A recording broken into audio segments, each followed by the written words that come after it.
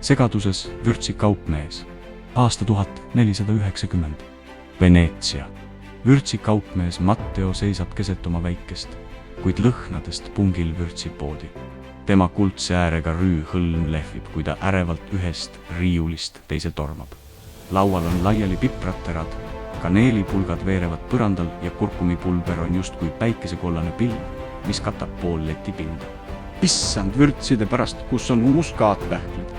Hüüatab ta, sügavale kotti vaadates, kus hoopis koriander vastu vaatab. Tema noor õpipoiss Giacomo seisab ukse juures, nina vürtsilõhnast krimpsus ja vaatab abitult ringi. Meister, kõik on segamini, Aniis on sattunud tšilli sekka ja ingverit ei leia enam keegi. Matteo haarab peast kinni. Kui nüüd sultan või kaupmeeste saadik sisse astub ja näeb seda kaost, mu au ja maine on kadunud nagu sool meres.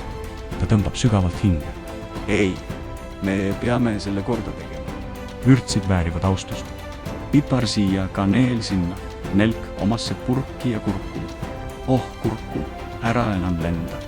Ja nii algab suur vürtsikoristus, plaaniga panna igale vürtsile oma koht, oma lõhn, oma au.